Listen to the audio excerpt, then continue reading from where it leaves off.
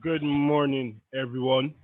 My name is Dozie, and on behalf of Vetiva Capital and our media partners at Frontier Africa Reports, I would like to welcome you all to our breakfast meeting. It is Tuesday, the 30th of March, 2021. Please note that this meeting is being recorded and is also being broadcast live on our Vetiva online page on Facebook. This meeting is set to last for 30 minutes, inclusive of Q&A. Those attending the meeting will be given a chance to ask their questions after all speakers are done. On our agenda today, we will get a rundown and outlook for the fixed income and equity spaces from Shehu and Omorige, after which we will move to Sheikh from CGF Burst for their updates, and then we will round up with our media partners from Frontier Africa Reports with their own Pan-Africa updates. We will now start off with Shehu with the equity space. Good morning, Shehu. Good morning, Chidoze, and good morning, everyone. We start with performances across markets in Africa. The BRVM first resumed the new week after the break we saw on Friday on a positive note. Volume of trade increased significantly by 39% in yesterday's session, as we saw market close the day 24 bips higher. We saw Sote Cote d'Ivoire and Palm Cote d'Ivoire. They were both the best performers with 8.2% and 6.35% daily appreciation respectively. The 24 basis point gain moderated the year-to-date loss to 3.73 negative close in that market. In Ghana, the composite index closed in the red following 4 consecutive days of neutral close. Significant loss of 441 basis points in the share price of Cowbank dragged that market to a negative close, even as we saw MTN Ghana continue to dominate volume traded on the back of strong full year 2020 numbers as well as dividend payments. So we saw contrasting close in those two markets. The BRVM closing positive while the Ghana Stock Exchange closed negative. So we'll continue to say investors willing to gain access to the Ghanaian market can please reach out to us at dealing@vetiva.com, and then we can take it from there. So quickly moving to Nigeria, the market kicked off the last trading week of the quarter on a positive note to close 71 basis points up. And this is thanks to strong gains in the banks and counters such as MTN, which closed higher 313 basis points on the back of large cross at 165 naira, as well as custodian, which also closed 10% higher, though on slim volume, amongst other gainers that we saw in the market yesterday. Axis Bank and the First Bank holdings were both down marginally in the session, coupled with lower close that we saw in the most capitalized stock, that's Dangote Cement, but these weren't strong enough to push market lower. So market still closed up at closed up 71 basis points. We saw negative reaction to the result of FCMB as expected. This was due to the unimpressive dividend payout declared, despite an impressive full year 2020 result declared by the company. For going to sectoral performances ended mixed, with 3 gainers led by 206 basis point gain in the banking sector. This was also followed by consumer goods and insurance sector. The loss in Dansem dragged the industrial goods sector lower, with the over 6% loss in Oando also contributing majorly to the negative close in the oil and gas space. Looking at the activity level, this improved significantly on the back of a 211 million unit cross that we saw in GT Bank shares. These were done by local parties and they were actually related. These were done by local related parties. But we saw that massive 211 cross in GT Bank. There was also a 4.5 million cross in Dansem, though this was done at the lower level. With the activity in the two counters, that's GT Bank and Dangote Cement, accounting for about 83% of the total turnover of 10.7 billion that we saw in the market. And with volume traded also closing higher, that's 108% higher in yesterday's session. We also saw crosses in MTN, Union Bank, and Okomo Oil. So aside this, market was largely quiet with few trades going through.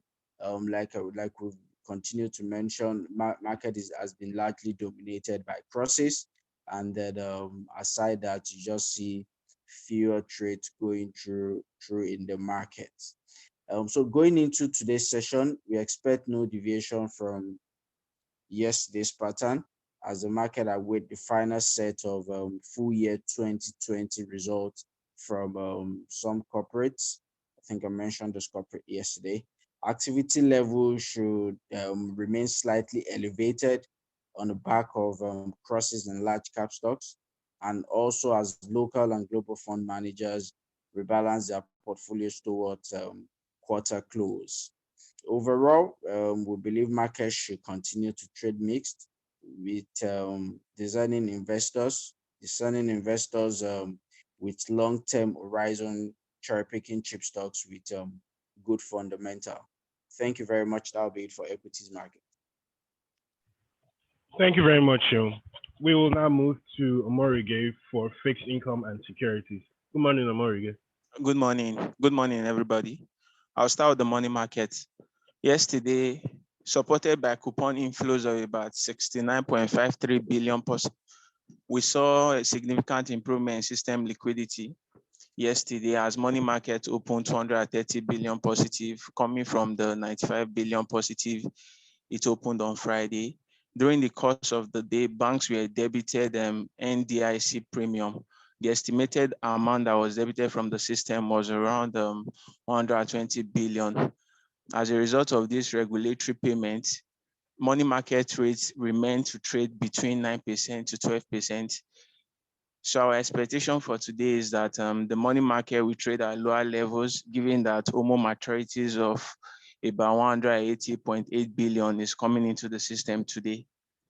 Moving on to the FS market, yesterday, despite the very low R&E industry turnover recorded, we still saw the Naira appreciate in the R&E window. The parallel market remained flat to trade at 485 Naira to $1, where the R&E traded at the high of 410.5 Naira to $1, closing at 408.54 Naira to $1. For the interbank market, the CBN interbank market, that closed at 381 Naira to $1.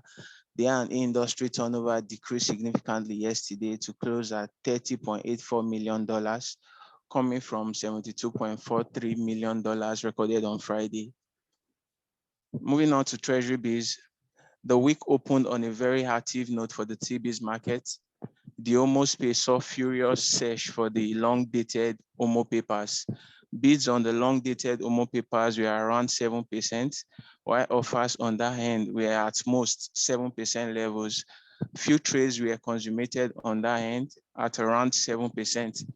We still have a lot of unmet demand in that space due to the paucity of OMO papers. While offers on the available OMO papers were far off from the bid levels in the market, the NTB space traded on a very lethargic note yesterday as players continue to trade cautiously ahead of the NTB auction that is happening tomorrow. We saw renewed interest in the CBN special bids, but there were really nothing to offer on that end, given that system liquidity has improved. So market participants, that's banks, did not really see any need to create liquidity yesterday.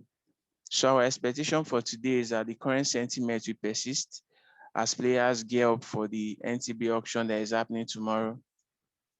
I'll conclude with the bonds market. The bonds market traded on a mixed note yesterday, and this was largely spurred by the coupon inflows that came into the system. As earlier said, the coupon inflow was about 69 billion. So we saw interest on the auction papers and the long dated papers also. That's the 2049 and the 2050. For the auction papers, the bid-ask spread tightened towards the bid, with few trade consummated around 11.9% levels on the 2045 share of the auction close, which was around 12%. Overall, we saw a bearish trend on the other papers, the short and mid, with offers on the 2049 and 2050 not enough to take out the demand that we saw in the market. As a result of that, few trades were consummated across the curve. So our expectation for today is that there will be renewed interest in the bonds market as players look to close out their position and deploy liquidity for month-end and quarter-end posting. That will be all for fixed income. Thank you, Amorige. We will now move to Sheikh from CGF Burst for their own updates. Good morning, Sheikh. Hello, good morning. Last week's equity market was quite active, mainly dominated by the sellers. All the industries ended up in the red, with the exception of the BRVM distribution, which showed an appreciation of 2.22%. The market value reached 2.8 billion, meaning one of the highest weekly volumes since the beginning of the year. In terms of individual stocks, the market was mainly dominated by Cefao Ivory Coast, which performed very well, displaying over 10.26% due to the dynamism of purchases during the March 24th session, with 3,489 securities traded.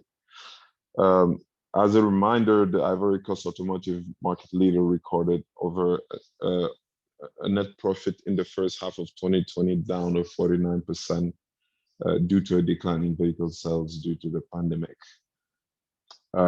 Another performer is Bank of Africa, which showed the second best in the week.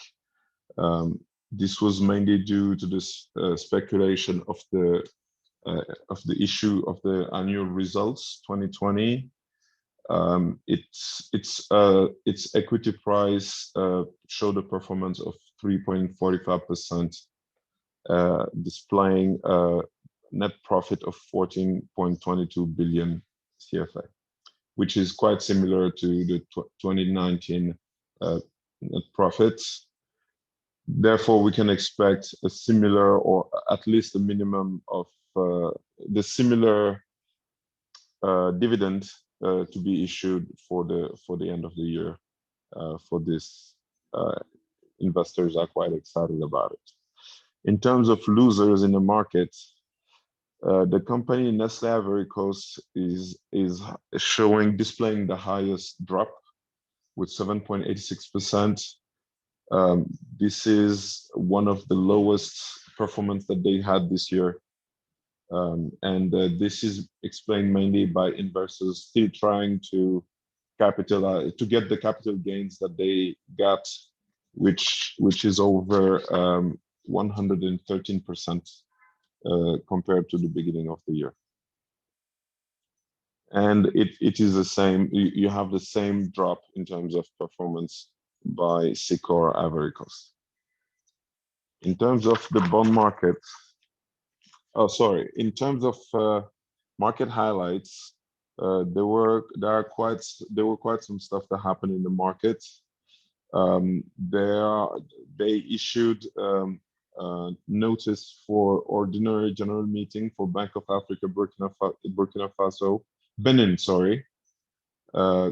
planning a distribution of gross dividend of 9.31 billion to its shareholder on May 2021. A mixed General Assembly called for Chorus International Bank on April 8th to distribute a total dividend of 14.84 billion. And Bank of Africa Niger issued its 2020 financial statement showing a net income down by 12.7%. Onatel issued a press release for their 2020 result showing a net income up by 3.2%. This was mainly driven by 9.7% growth in their customer base and a good policy of controlling costs. In terms of the bond market, the market bond closed with a market cap of 3.37 trillion, similar to last week, showing only a slight drop of 0.01%. The weekly value traded stood at 235 million mark. The transaction carried out at the beginning of the week on the bond loan of the public treasury of Ivory Coast, amounting 150 million CFA. In terms of the money market, only the public treasurer Burkina Faso intervened in the money market for debt raising, amounting 30 billion CFA, and the investor proposed a rate of coverage of 273%. The issuers only withheld 33 billion. That's about it for me. Thank you, Sheikh. We will now round up with Temple from Frontier Africa Reports with their own updates. Good morning, Temple. Morning, Jose. Good morning, all our participants and listeners. Kenya had its MPC meeting yesterday, and they kept rate unchanged at 7%. It's the seventh time they are keeping rate unchanged. They believe that there will be recovery in the services sector, education, wholesale, and retail sector, as well as other key sectors of the economy. They do also expect the inflation to remain well anchored for the rest of the year. We all know how Nigeria had done its stimulus, given out stimulus packages and to the key sectors of the economy. They've done the same thing in Kenya, and that is one of the things that they're relying on to help sustain the economy. Restructured loans, reduction of cash reserve ratio to be able to inject as much as 2.8 billion links to support lending, and all of that was carried out in Kenya. So these are some of the reasons why they're keeping rates unchanged. Nairobi bourse yesterday also fell by some 3.12%. That's because of the negative bank earnings that companies in that country have been reporting lately. It has not been palatable in recent time given the impact of COVID-19. In Rwanda, one of the major downstream players, Vivo Energy, is a company that markets and distributes fuels, is acquiring Ines and Jamaica petroleum assets. That is something that is expected to add some 3% to the market share of Vivo Energy in Rwanda. AFCFTA and UNDP also signed some $3 billion support deal to promote one African trade. It is expected that AFCFTA and the African Union will leverage the presence of the UNDP across Africa to be able to promote SME export competitiveness, rules of origin, which is something that the AFCFTA has been making serious efforts to resolve. They also hope that this partnership will be able to help them address technical and product safety standards across Africa. And that is something that we're looking at under the West African headlines as we have before. For Ghana, their total exports dipped by 9.2% year on year to $2.5 billion. And of course, that is due to the crude oil exports that has been declining in volume. Of course, cocoa beans exports also reduced in prices and volume. They had 5.6% decline in gold exports as well for the period under review, and all of that affected their exports for this period. A Southern African market shows that Mr. Price has now gotten approval to buy privately owned Power Fashion chain. Power Fashion chain is one of the key names in the retail space in South Africa. They got the approval, Mr. Price got the approval from Tribunal South Africa recently to go ahead and do the purchase, but the condition given to them is to ensure that they source their um, resources locally. For Zambia, we all know the story around how they became the first sovereign in Africa to default. They are continuing today. They are meeting with the IMF to see how they can resolve the around $3 billion that they are owing in euro bonds. And we know how there's been some kind of a stalemate to restructure their bonds, between the ones owed in euro bond and of course the $3 billion they owe some Chinese entities as well. And then in northern part of Africa, well, we are aware of the evergreen cargo ship that has been blocking the Suez Canal in recent time. That has been freed yesterday. Morocco FX reserves is also up some 23%. Good news in that country. It is expected that their currency will continue to appreciate. In recent times, it's been up on 56 basis points against the euro and only had a decline of 0.1% against the US dollar yesterday. But they also do expect that the inflation in that country will be well contained going forward. Thank you for listening to our stories for today, or our headlines from Africa Reports. Thank you very much, Temple. We have now come to the question and answer portion of the meeting. If you would like to speak, you may raise your hand, and then you'll be given an opportunity to speak and ask your question, or you may use the comment function and we will treat your question. Thank you.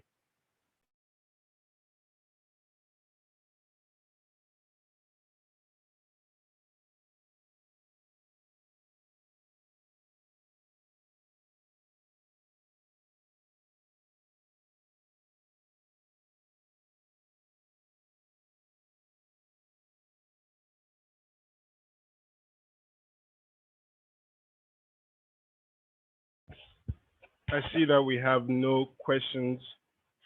We have no questions today. That means we have come to the conclusion of our meeting. On behalf of Vetiva Capital and our media partners at Frontier Africa Reports, I would like to thank you for joining us today. We continue to encourage everyone to keep safe, and we hope everyone has a good day, and we look forward to seeing you again tomorrow at 8:30. We thank you for joining us today. Goodbye.